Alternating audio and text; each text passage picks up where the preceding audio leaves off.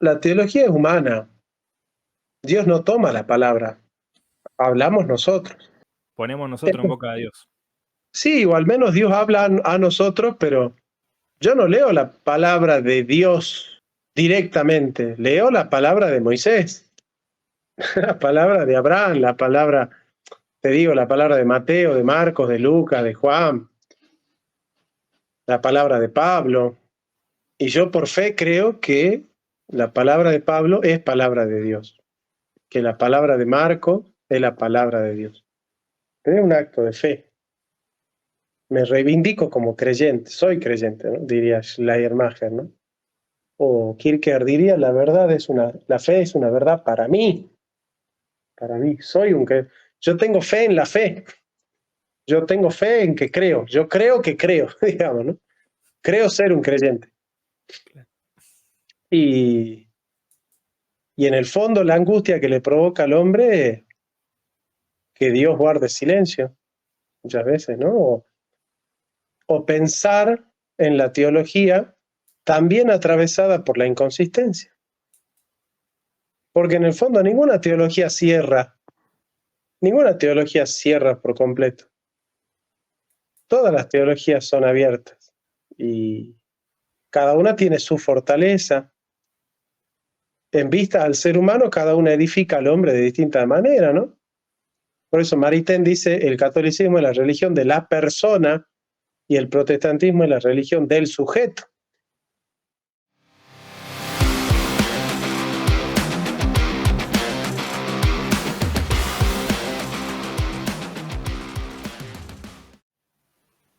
Estamos grabando, vamos, una nueva aprendí hoy. Bueno, lo hacemos distendido, total, estamos nosotros, nada más, no hay comentario para interrumpir. Así que nada, che, gracias por el tiempo. La verdad que me apasiona hablar con vos porque sos uno de los tipos que me volaste la cabeza. La primera vez que me volaste la cabeza fue cuando hablaste con el católico José Plasencia, que en un momento empezaste a hablar del canon y decía, pará, yo también llegué a esa conclusión, yo también llegué a esa conclusión, yo te venía escuchando igual, pero nunca te había escuchado hablar del canon tan abiertamente, de una manera tan heterodoxa. Pero nada, sinceramente, mucho escuchar tus videos me potenció. Me potenció mi manera de abordar los pensamientos, las reflexiones, las cuestiones problemáticas que tenía. La verdad que me aceitó mucho el poder empezar a pensarlo y resolverlo o no resolverlo a veces de una manera, digamos, más tranquila. Pero bueno, nada, gracias por eso, chabón. No, por favor, y bueno, para mí el grupo ese tuyo, el de Jorge, está el otro, el luterano, ¿cómo se llaman los dos luteranos? Sí. Bien, me parece que le hacen mucho bien a las redes. Me parece que vienen a traer un aspecto de la teología bien teológico, que es una reflexión libre sobre Dios, ¿no? Que incluso la misma Biblia no es dogmática, porque si entendemos que lo dogmático es que todos piensan lo mismo, la Biblia no es un libro dogmático. Porque, por ejemplo, yo te pregunto, ¿qué hizo Jesús después de bautizarse? Y bueno, empezó a servir, no sé, no me acuerdo. Si lees Mateo y Marcos o Lucas, fue al desierto durante 40 días para ser tentado. Pero si lees Juan, inmediatamente del bautismo se fue a las bodas de Caná. Claro. ¿Viste? Si vos estudias el Padre Nuestro en el Evangelio de Marcos, tiene 2 frases nada más. Es diferente. Entonces, si fuesen dogmáticos, los escritores de la Biblia tendrían una visión mucho más monolítica de Dios.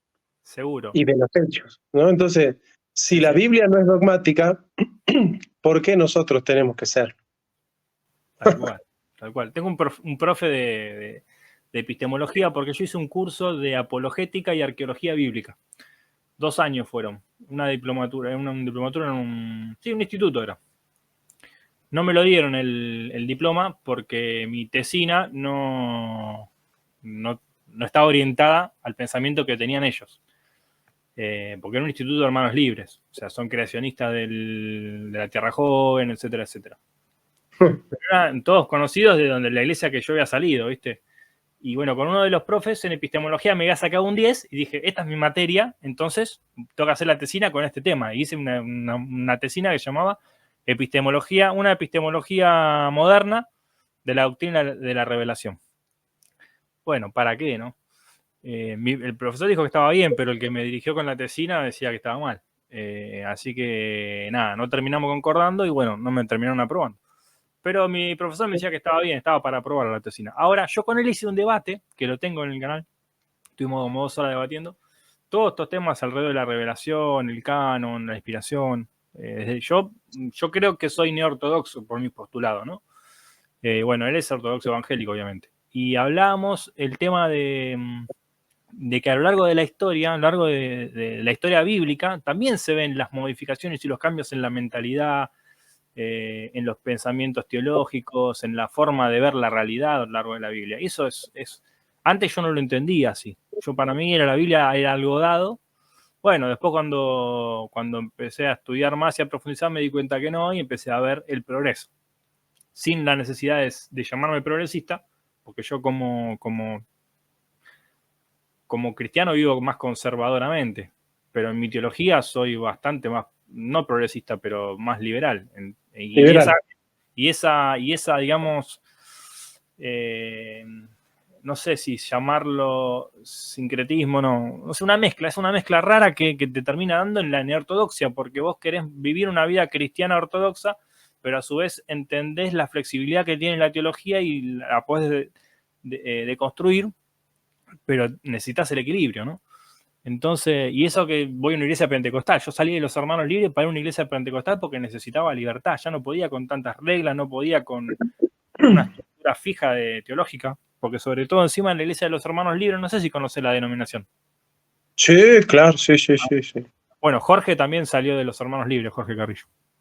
Y dio la casualidad, empatizamos mucho porque conocíamos un montón de gente en común, después nos dimos cuenta.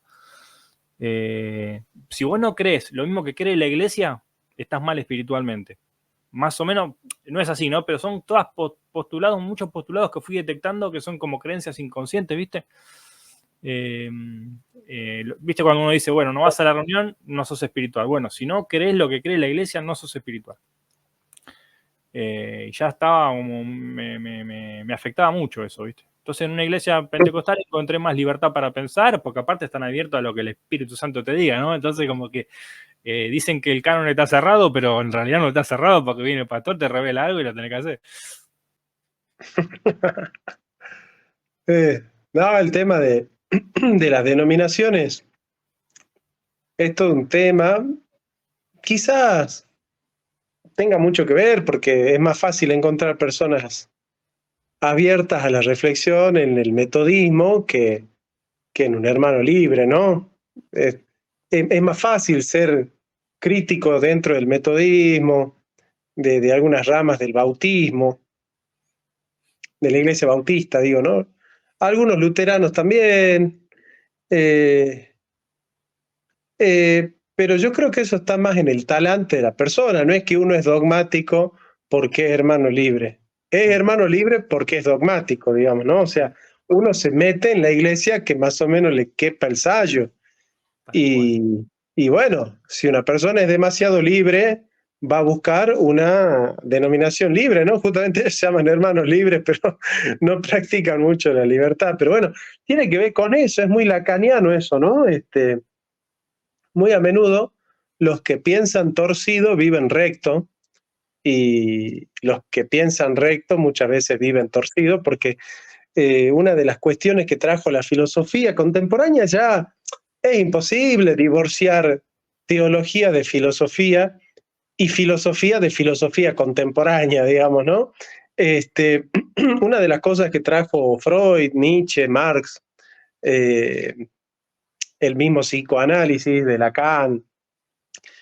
Es una de las premisas fundamentales de la filosofía contemporánea, es el poder asumirnos y reconocernos atravesados por la inconsistencia.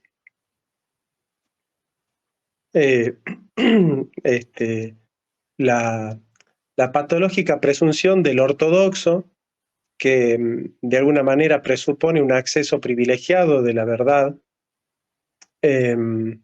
muchas veces lo que trata de hacer es disfrazar la soberbia con la cual trata de apoderarse y de adueñarse de Dios. Tenemos a Dios, ¿no? Nosotros poseemos a Dios. Y una de las cosas que traen grandes teólogos modernos que son muy buenos, contemporáneos, ¿no? Como por ejemplo Jean-Luc Marion, en su libro Dios sin ser. Yo fui uno de los primeros que, bueno, estudié las primeras traducciones que se hicieron al español. De hecho, yo hablaba con Néstor Díaz y le decía, mirá, ayer salió la traducción de Dios sin ser al español. Yo me enteré el mismo día que salió la traducción y se la mandé a Néstor. Y dije, tenemos que ser los primeros en trabajar este texto acá en Latinoamérica. Y comenzamos a trabajar Dios sin ser, de Jean-Luc Marion, hace 4 años. Y es eso, ¿no? Emancipar a Dios de la metafísica. Es bien heideggeriano el tema.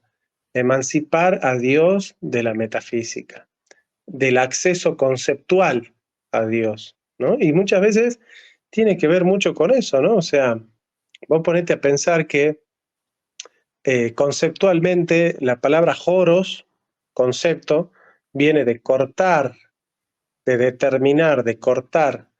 Y el que corta divide y el que divide separa. De ahí viene la palabra horistos o horizonte, la línea que delimita el cielo y la tierra.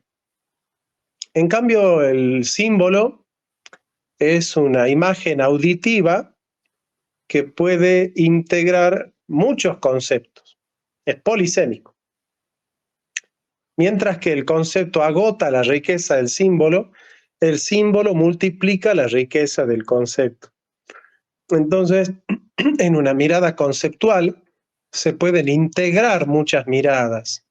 En una mirada conceptual no. Por eso fíjate la riqueza simbólica que tienen los mitos y las religiones. Después van perdiendo su riqueza porque intentan universalizarse. Vos fíjate que todo mito le transmite sentido a una comunidad. Porque el mito tiene símbolos, tiene narraciones que solo pueden ser inteligidos por una comunidad histórica, para la cual ese símbolo es significativo. Pero si vos quisieras universalizarlo al mito, ¿en qué tenés que convertirlo? En filosofía. Y si querés universalizar una religión, por ejemplo la judía, ¿en qué tenés que convertirlo? En teología. Entonces, el paso del símbolo al concepto es el paso del mito a la filosofía y de la religión a la teología. Religión es el judaísmo. El cristianismo se hizo cada vez menos religión y más teología. Es decir, utilizaron conceptos griegos para pensar en un mito hebreo. Bueno, esa mitologización de la que habla Bullman es bien interesante, ¿no? Yo sé que en Latinoamérica la palabra Bullman es maldita. Pecado.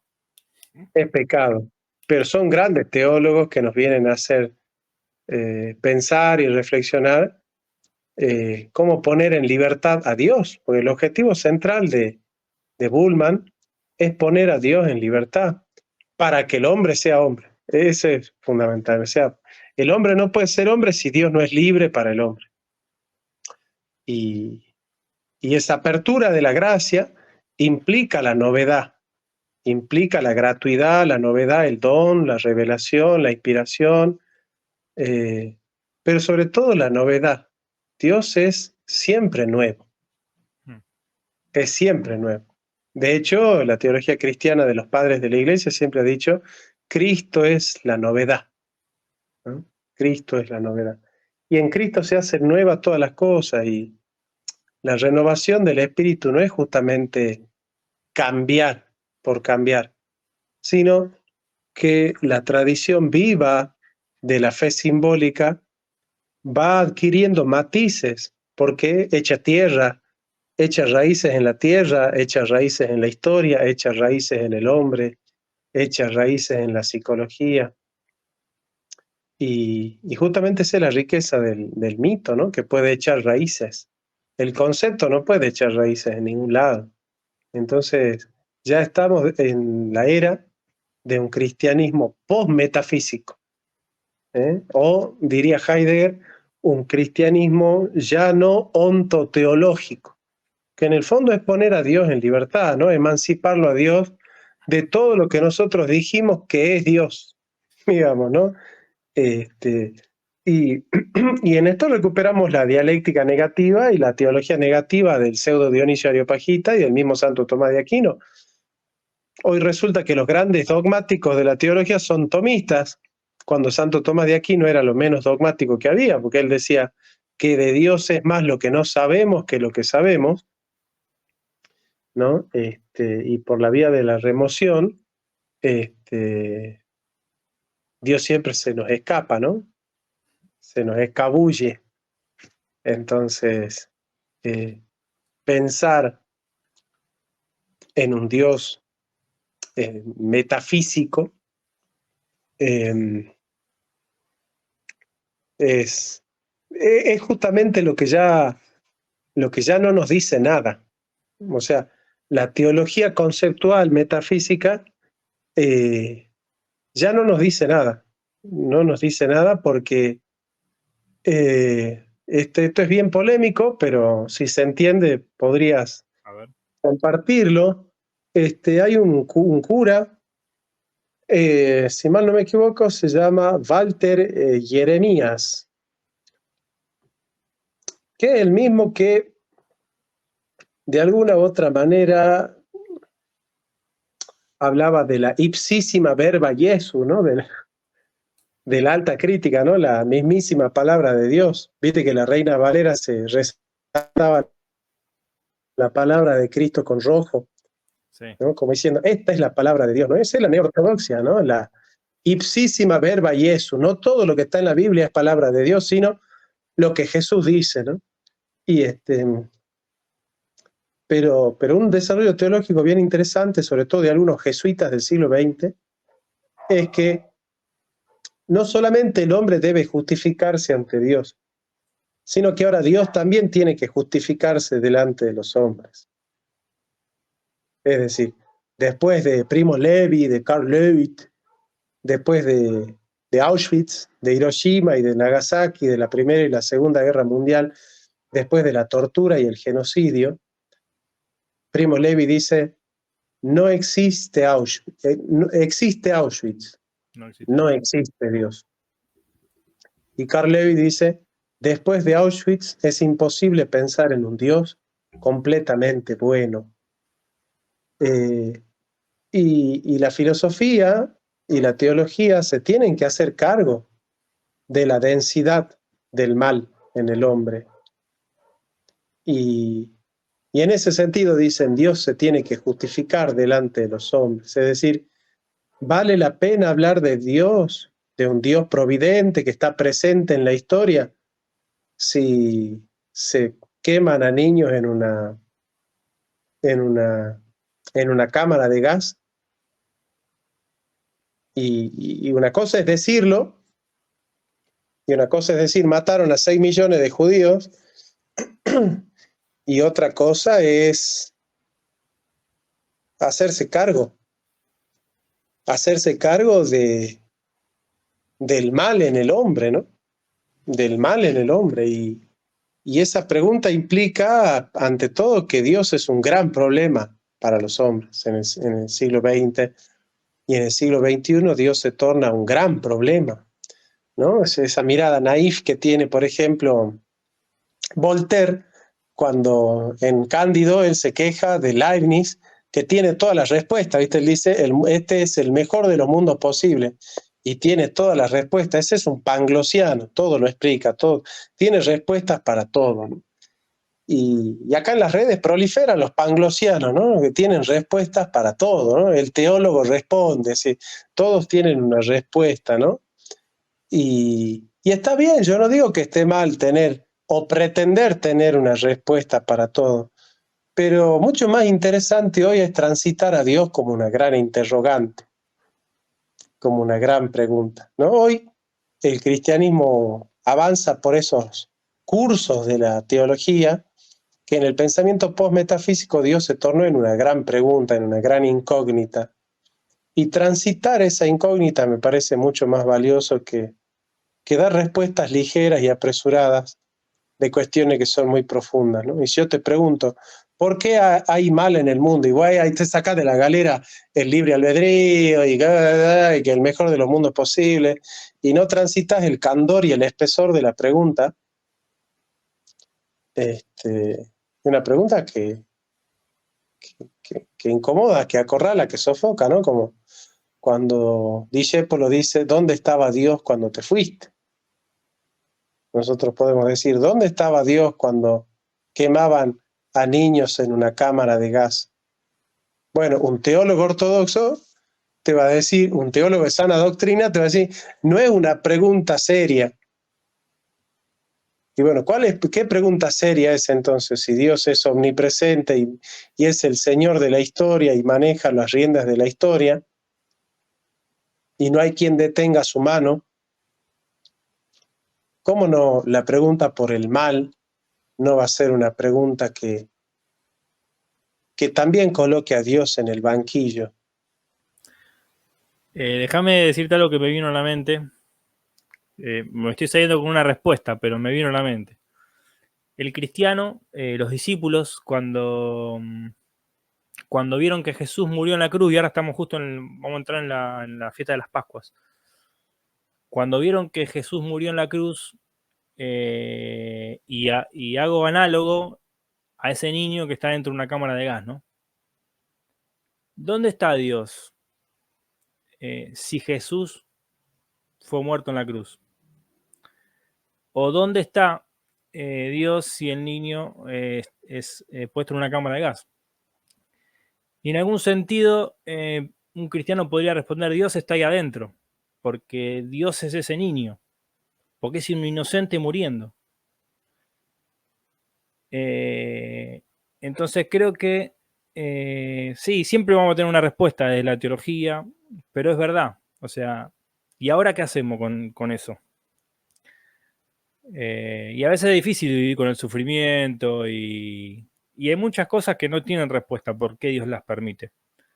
Si estaba planificado desde antes de la fundación del mundo todo. O sea, a veces yo hablo con Burgueño, que lo conoces, y hablamos del universalismo, del calvinismo. Justo el otro día tuve una charla con Leonardo, que él es más arminiano. Pero a mí también me pasó con el calvinismo. Yo me siento que todavía tengo algo del calvinismo, ¿no? Pero, ¿qué me pasa? Que si Dios conoce todas las cosas, hay de teísmo abierto, porque me parece que es una posibilidad que muchos cristianos tenemos que explorar y es mala palabra, ¿no? Si Dios conoce todas las cosas, tanto en el calvinismo como en el arminianismo, hay gente en el infierno en el calvinismo y en el arminianismo porque no son universalistas. Así que si Dios conoce todas las cosas, la pregunta de por qué Dios crea a esas personas que van en el infierno, y el infierno no es nada, peor es estar lejos de Dios, porque el infierno, o sea, un lago de fuego es una imagen simbólica, como decías vos, que peor es estar lejos de Dios. Entonces, si Dios crea gente para que esté lejos de Él, y eso es el peor sufrimiento que puede haber, sabiendo que van a ir ahí, las crea para eso, o sea, las crea con ese destino. Y ya sea que seas calvinista o arminiano, la pregunta te cabe igual. Entonces es ahí donde, si no hay una respuesta más que sí, los crea para eso, porque como dice Pablo, Dios se glorifica en que haya gente condenada, bueno, todavía queda por explorar el universalismo y el teísmo abierto, que creo que son dos doctrinas súper bastardeadas por el cristianismo en general, ortodoxo sobre todo, pero hay que explorarlas también, porque no están completamente exploradas ni se proponen como posibilidades en ninguna iglesia. Bueno, el teísmo abierto dice que Dios no es omnisciente realmente, sino que es calculador, digamos, por decirlo así, como es el hombre. El hombre no conoce el futuro, sin embargo puede predecir. Mucho más potentemente Dios puede predecir todo lo que va a pasar, ¿no? Y llevarlo a su conclusión sin saber si va a pasar o no. Y el universalismo, bueno, que todos se salvan y que el infierno no existe, básicamente, porque Dios va a reunir todo bajo el principado de Cristo. Entonces, bueno, las preguntas me parece que la diversidad teológica en algún punto está para eso, para que podamos seguir repreguntándonos. Y eso me parece interesante, y no solamente con el sufrimiento, ¿no? Lo traes vos a colación del sufrimiento, pero también está en la no respuesta de la teología, porque es eso. Pero se resume en eso, en la angustia que le provoca al hombre no tener respuesta ante esas cuestiones, ¿no? Sobre todo eso, ¿no? La teología es humana. Dios no toma la palabra. Hablamos nosotros. Ponemos nosotros en boca de Dios. Sí, o al menos Dios habla a nosotros, pero yo no leo la palabra de Dios directamente. Leo la palabra de Moisés, la palabra de Abraham, la palabra, te digo, la palabra de Mateo, de Marcos, de Lucas, de Juan, la palabra de Pablo. Y yo por fe creo que la palabra de Pablo es palabra de Dios, que la palabra de Marcos es la palabra de Dios. Es un acto de fe. Me reivindico como creyente, soy creyente, ¿no? Diría Schleiermacher, ¿no? O Kierkegaard diría, la fe es una verdad para mí. Para mí, yo tengo fe en la fe. Yo tengo fe en que creo. Yo creo que creo, digamos, ¿no? Creo ser un creyente. Y en el fondo la angustia que le provoca al hombre es que Dios guarde silencio, muchas veces, ¿no? O pensar en la teología también atravesada por la inconsistencia. Porque en el fondo ninguna teología cierra. Ninguna teología cierra por completo. Todas las teologías son abiertas. Y cada una tiene su fortaleza. En vista al ser humano, cada una edifica al hombre de distinta manera, ¿no? Por eso Maritain dice, el catolicismo es la religión de la persona y el protestantismo es la religión del sujeto, ¿no? El protestantismo es la religión del hombre moderno. Si vos sos un hombre moderno, sos protestante. Es la religión de la modernidad. Esto lo explican Ginso Fernández, Ernst Troeltsch. La modernidad es hija del protestantismo. Con todas las cosas buenas y malas que tiene el mundo moderno, ¿no? Pero hasta el más conservador de los católicos disfruta de la libertad de culto, de la libertad de expresión, de la libertad de prensa, de la libertad de cátedra, sin la cual ningún conservador hoy podría enseñar en ningún lado, ¿no? Fíjate vos, qué beneficio que tiene un conservador que odia al mundo moderno de poder enseñar ese odio libremente, ¿no?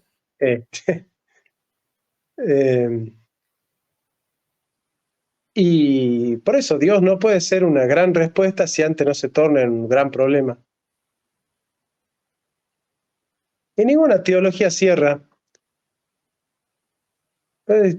Pannenberg, por ejemplo, en su libro Historia de la filosofía desde la idea de Dios, él dice, la filosofía no es una ayuda extrínseca a la teología. La Biblia es filosófica, porque ¿quién puede desconocer que cada geógrafo tiene una Bildung, una formación, Weltanschauung, una cultura, una cosmovisión? y Dios le habla al hombre a través de esa cosmovisión, o al menos le habla en esa cosmovisión. Y esa cosmovisión está puesta en el texto, ahí está escrita. O sea que la filosofía no es una herramienta extrínseca al texto bíblico. El texto bíblico es filosófico, ¿no? Y bueno, y entender eso implica una radicalidad, ¿no? En la postura que nosotros tenemos frente a una posición cerrada en la teología, que implica ignorar que la Biblia dice ser palabra de Dios, pero indudablemente es un texto. O sea, la Biblia es palabra de Dios, pero es un texto. Es texto sagrado, pero es un texto.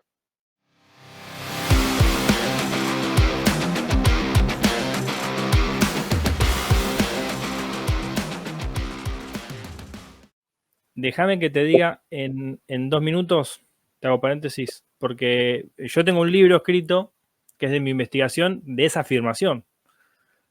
Porque yo tuve un conflicto muy grande que lo tuvo Santiago Alarcón también. ¿Por qué la Biblia es la palabra de Dios? Yo me contestaba y me preguntaba, y indagando en la Biblia me puse a estudiar todas las veces que la Biblia habla de la palabra de Dios.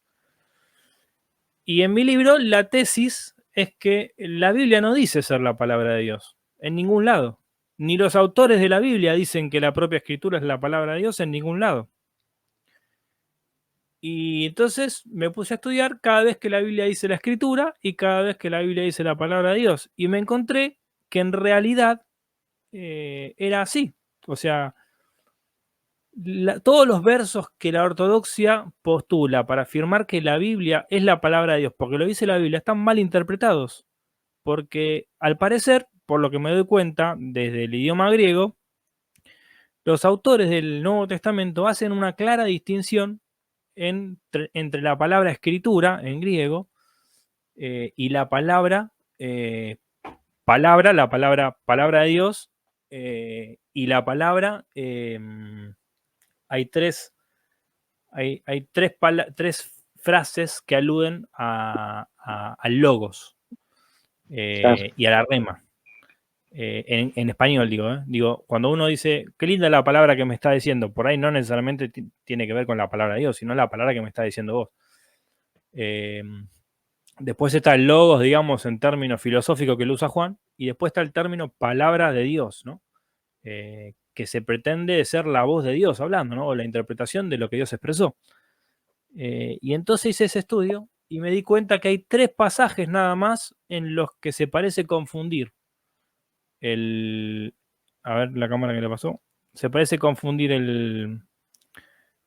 bueno, se me acabó a ver. La voy a desenchufar mientras te hablo y la voy a enchufar de vuelta.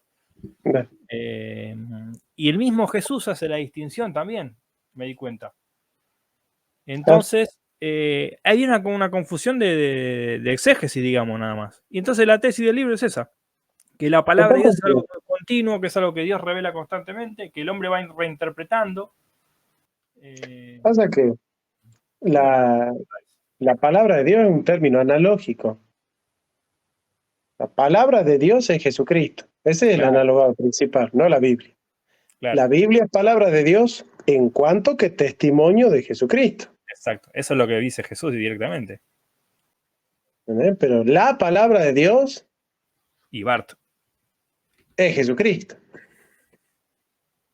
Él es la palabra viva de Dios. No, son grandes temas. Bueno, escúchame, ¿sabes qué te quería preguntar? Para entrar un poquito en lo del mito. Vos decime cuando querés terminar, no hay problema. En la primera parte de la charla anterior, hablaste en un momento que la proyección de lo sagrado sustancialmente se convierte en Dios.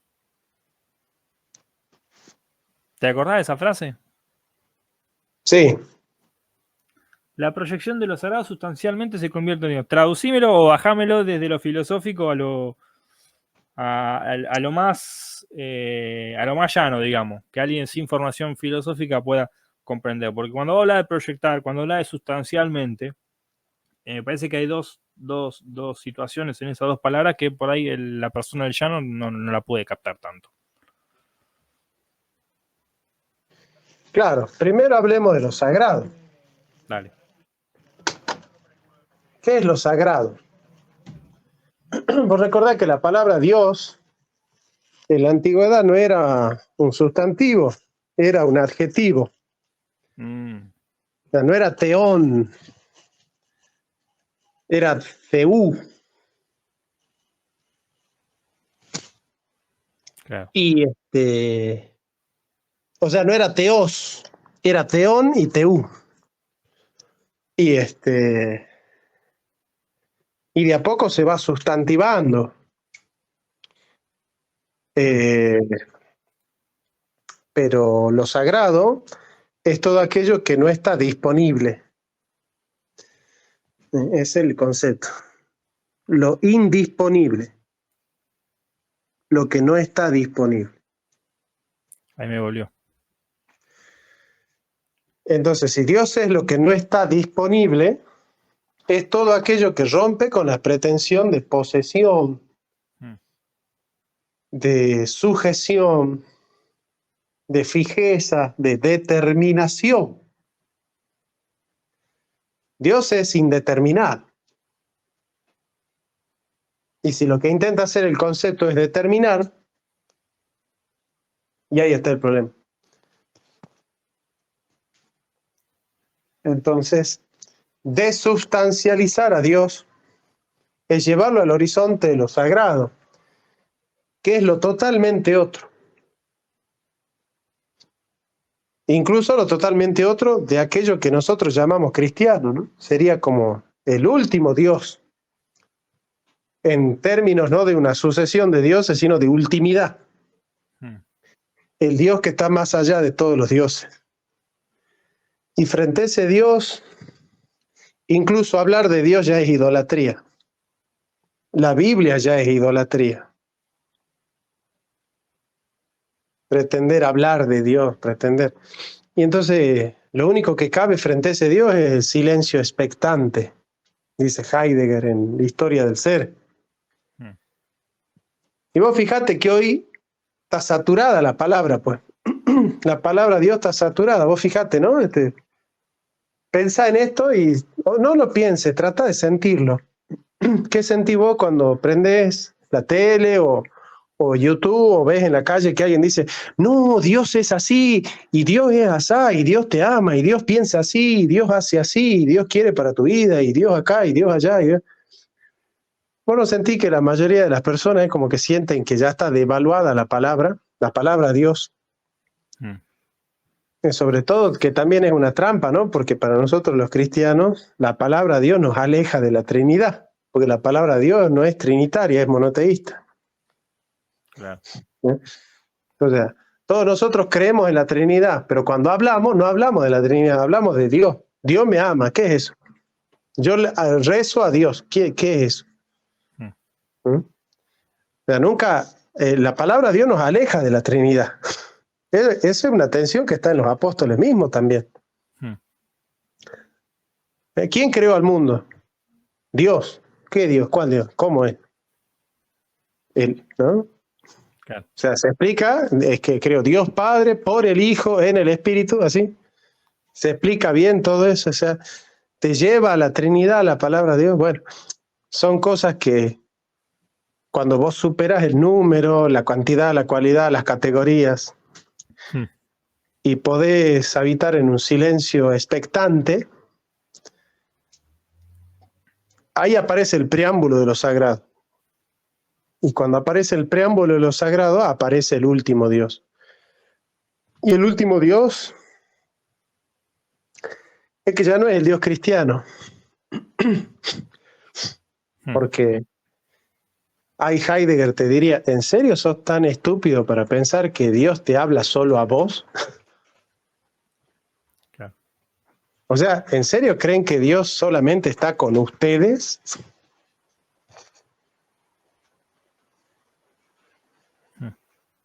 Ahí está. Es el tema. Por eso la ultimidad. Liberarlo a Dios, emanciparlo de la metafísica.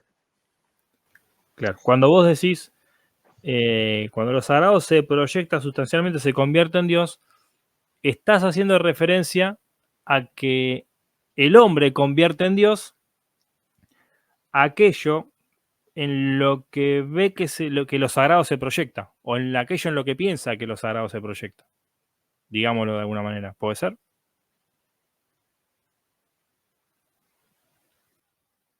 Claro, o sea, es que nosotros tomamos la palabra por Dios Mm, y sustancializamos lo sagrado. claro, Lo sustancializamos y decimos, lo sagrado es esto. Esto claro. es lo sagrado. Mm, Este, eso es la ontoteología, convertir a Dios en un ente y decir, HTU, he acá Dios, ¿viste? mm. No, ese es un gran problema. Pero bueno, yo creo que los cristianos todavía no estamos listos para entender la filosofía contemporánea. Claro, sin embargo, me parece que, ¿por qué crees vos que justamente el cristianismo, y en esta predicación que puede captar lo mitológico también, eh, tuvo el impacto de poder comerse a todos los demás mitos como se los comió? Eh, Porque se conceptualizó por la filosofía griega. Al conceptualizarse la teología judía, Mm, se convierte en un mito universal, que es la teología cristiana, y la teología cristiana, evidentemente, al principio es iconoclasta, rompe con todas las imágenes, mm, y de esa manera puede universalizarse. Pero fíjate que la iglesia se hace universal cuando es iconoclasta. mm. Cuando comienzan a proliferar las imágenes y cuando se canonizan las imágenes, terminan los padres de la iglesia. ¿Cuál es el último padre de la iglesia oriental? San Juan Damasceno, justamente, Mira, el segundo concilio de Nicea. A los 200 siglos ya viene el cisma. ¿Por qué? Porque con la imagen se particulariza mucho la universalidad de Dios. mira, está interesante eso. Escuchame, otra cosa. Eh, bueno, el panenteísmo vos sabés lo que es. Pero ¿qué pasa? ¿Desde dónde lo pienso? Y desde la frase también que vos decías, ¿no? Cuando decís vos que los sagrados se proyecta sustancialmente, cuando los sagrados se proyecta sustancialmente se convierte en Dios. Y digo, eh, y esto hablando de la imagen de Dios también, ¿no? Porque el mundo que conocemos y que experimentamos, en algún sentido, si bien la teología dice que el hombre es la imagen de Dios y que Jesús es la máxima imagen de Dios, ¿no? Pero entendiendo que hay una imagen también de Dios en todas aquellas cosas que no son humanas también, porque el universo existe y Dios existe, entonces hay algo de Dios, que es la existencia, que Dios la está haciendo participar, que Dios está haciendo participar al universo también en algo que Él tiene, que es la existencia.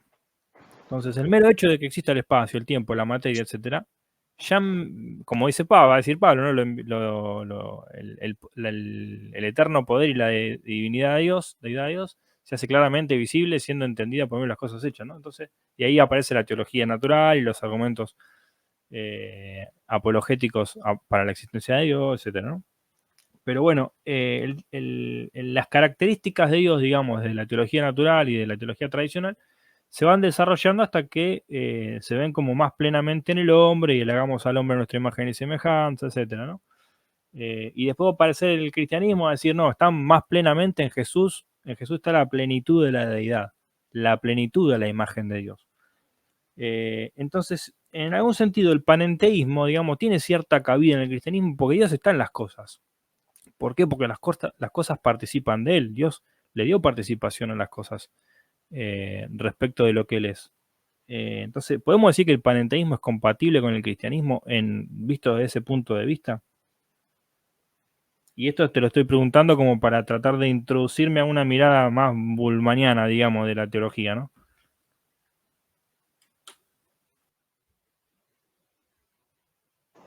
Sí, pero no hay que olvidar que el hombre es la imagen de Dios, porque Dios es la imagen hipostasiada del hombre también, ¿no? Como dice Feuerbach.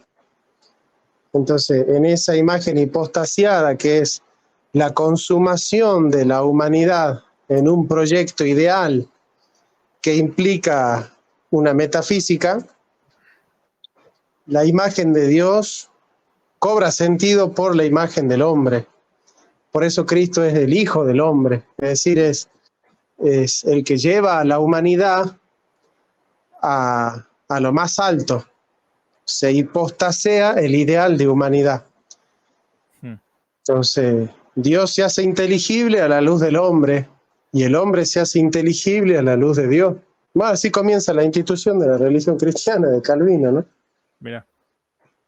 Así que sí. Te cuento que hay una lluvia tremenda acá ¿Sí? en el barrio, por si acaso se llega a cortar, no te asustes. ¿Cómo te trató el agua ahora otra vez? Y acá en Salta llueve bastante seguido últimamente. El año pasado estuvo 7 meses sin llover. Wow. Y cuando empezó a llover ya no ha parado más. Claro, había un Elías por ahí orando, me parece. Es... Bueno, está interesante eso que me decís. Y a mí lo que me pasa que siempre, y acá te meto el tema de la occidentalización de la teología o del mito, para que me hables un poquito de eso. Que a mí lo que me pasó que, bueno, yo venía con un pensamiento muy de hermano libre, muy de teología clásica, qué sé yo, y empezar a meterme a poquito y destrabando pensamientos al estudiar teología, de un momento que yo tenía un libro de Bullman, Dios y la existencia de Picasa, que me lo acuerdo que lo había comprado hace un montón y me lo habían mirado mal en la iglesia.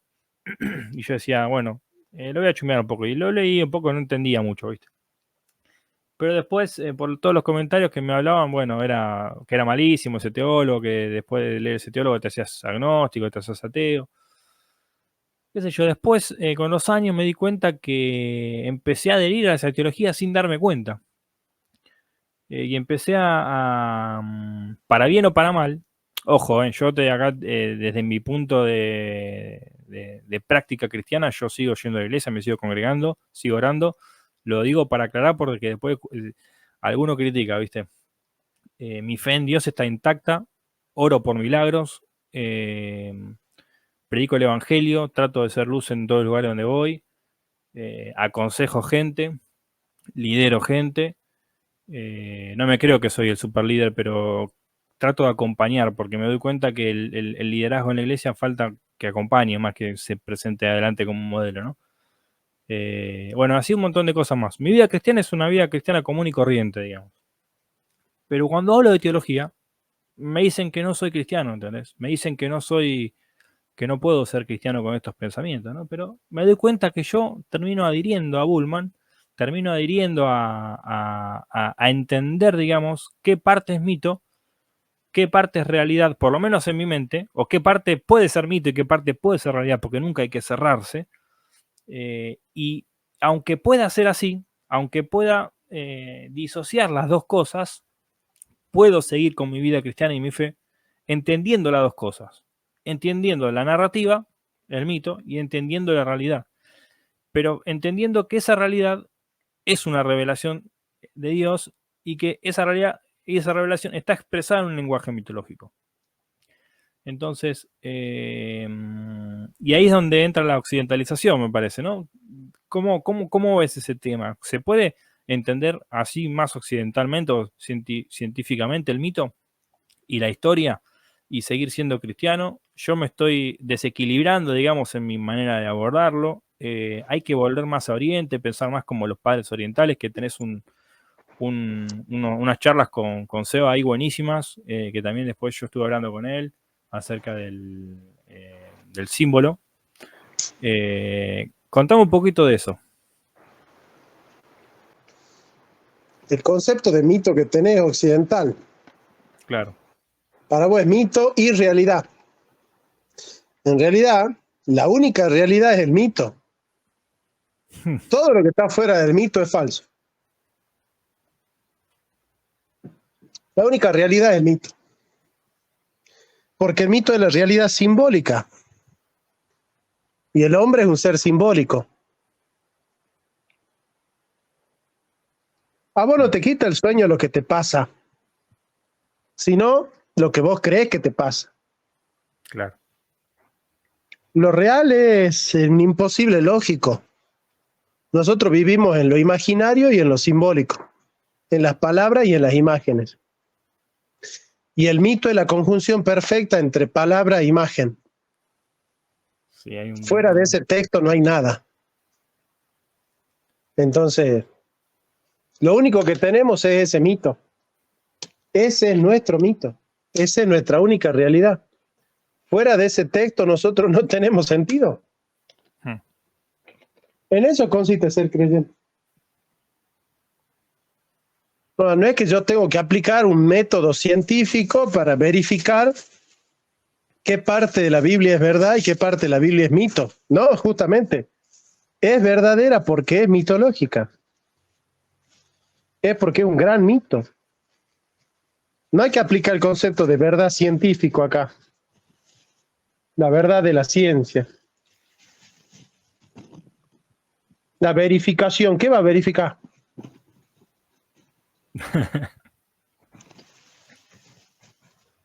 Claro. No hay una teoría para comprobar. Es un relato en el que vos habitás y en el que te fundís. Somos cartas escritas. Somos el mito. Formo parte de ese mito. Por eso me habla a mí. Si yo no formo parte de ese mito, el mito no me puede recoger, no puede hablar de mí. Es una actitud científica esa, la verdad como adecuación del pensamiento con la cosa, es una mirada científica de algo que no es científico. No hay en la religión una exclusividad, una correspondencia. En la religión está la imagen y la palabra.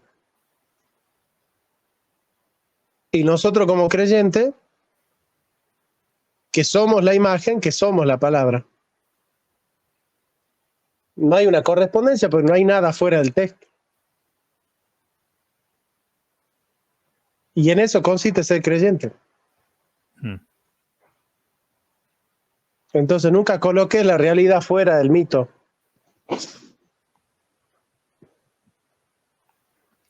¿Quién daría la vida por el cálculo infinitesimal o la trigonometría o la ley de la gravedad? ¿Conoce algún imbécil? Estoy tentado. ¿Quién daría la vida por una teoría? Uno da la vida por el mito de cada uno.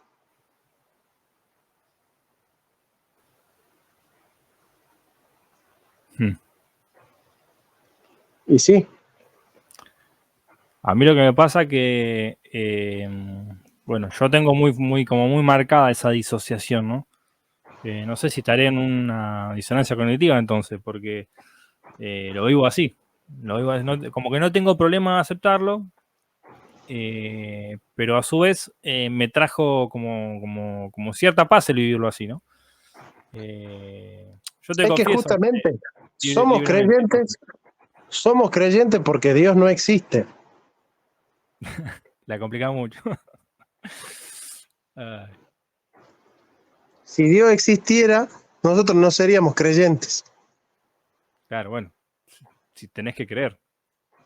Si no tenés que creer, ya está. La fe no sirve, está demostrado. Claro, o sea, existe para el creyente. Claro. Ahora, que Dios no exista no significa que no es. Pero no hay. No hay un haber. Hay un ser. Indeterminado, ¿no? Claro. Se pone nombre él para darse a conocer, porque él se da cuenta que sin nombre sería incognoscible. Pero nunca nos olvidemos que somos creyentes. ¿Es así? Claro, tal cual. Es que el Dios es lo absoluto para nosotros, es lo fijo. Ese es el punto, el punto fijo. El problema es que muchas veces el cristianismo pone el punto fijo en otros lados, que no es Dios.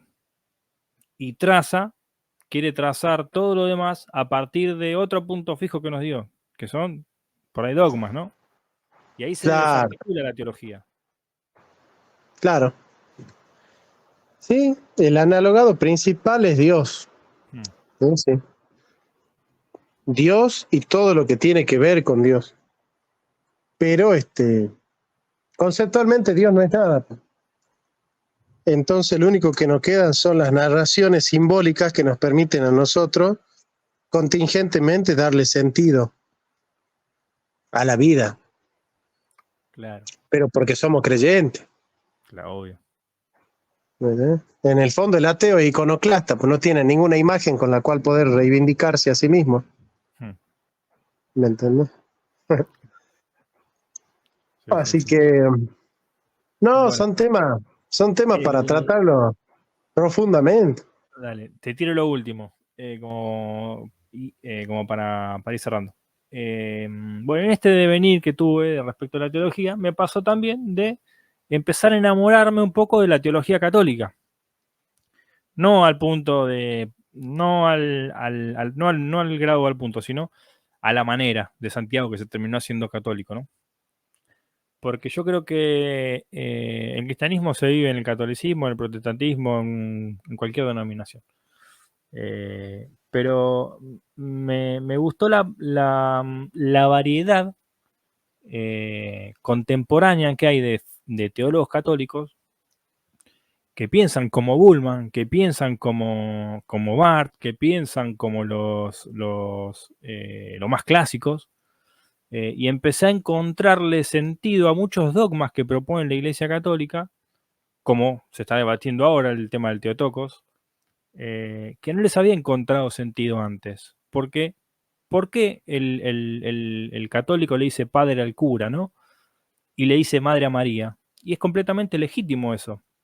Y recién en este devenir de estudio de profundización teológica, al abrirme de mi denominación, de mi estructura tradicional de teología, pude entender que eso es tan válido como la teología que yo tenía.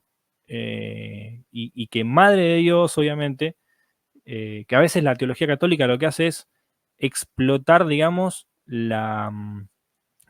el significado, el significante, perdón. Explota el significante hasta donde dé. Si Jesús es Dios, María es la Madre de Dios y punto. Y entendemos en qué sentido se dice la frase, entendemos.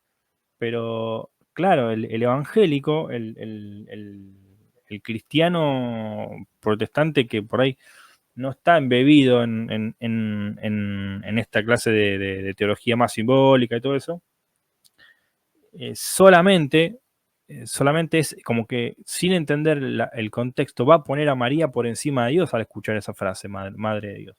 Y ahí es donde está el error, ¿no? Pero así me pasó con un montón de cosas, de darle sentido también al hecho de que la concepción de Jesús, ¿no? De cómo la plantea Lucas, que parece que es un texto paralelo al de Jueces 19 del nacimiento de Sansón. Y así me fui dando cuenta que hay mucha simbología en los relatos de los evangelios, etcétera, pero me empezó a cautivar la teología católica en términos de que explaya y explota el significante. Y el significado, no sé si la Dave Bermond dice en algún punto, no me acuerdo a quién escuché, que decía que nosotros no creemos en la frase, nosotros creemos en los significados. Y bueno, la teología católica también transmite eso que transmitís vos un poco del canon abierto, claro, porque los concilios, si bien yo obviamente nunca voy a decir que el Papa es infalible ni que la Iglesia es infalible, porque aunque la Iglesia es santa por estar en Jesús, no tiene garantizado tener todo el tiempo y en todo momento la verdad, ¿no? Pero sí hay que estar abierto, y en ese estar abierto, los concilios y los devenir de los cismas y los acuerdos teológicos que se van haciendo, que son los mismos acuerdos que se fueron, no en términos de temas, sino en términos de acción humana, que se fueron haciendo en la iglesia primitiva, en los padres apostólicos, en los concilios que vinieron después. Y eso es estar abierto, digamos, a lo que Dios diga, ¿no? Y si bien el canon lo han cerrado en algún punto por necesidad, por una cuestión práctica, no quiere decir que la reflexión teológica no haya continuado. Y me parece que aunque los católicos más fundamentalistas, como son este grupo que está mucho en las redes hoy discutiendo, debatiendo, aunque ellos piensen que el catolicismo está completamente cerrado, a mí me parece que el catolicismo es completamente permeable por esa razón misma, ¿no? Lo que pasa que, bueno, sí está el problema de la infalibilidad que no te termina de dejar decir nos equivocamos, no te permite decirlo. Y eso es una arrogancia enorme, ¿no? Y eso es parte de por qué me sigo llamando protestante, digamos, ¿no? Pero yo vivo mi fe muy católicamente también. Ser protestante, ser un católico libre. Así que sí, yo comparto con vos. Me gusta la fe católica cuando yo la tengo, no cuando ella me tiene a mí. Claro. Así que bueno, amigo. Bueno, Jonah, muchas gracias por el tiempo y bueno, la verdad que es un placer y un privilegio para mí. Para mí también, y bueno, seguramente te voy a llevar al canal y seguimos charlando porque es un placer charlar con vos. Dale, papá. Che, te mando un abrazo y bendiciones, querido. Bendiciones, amigo mío. Chau, chau.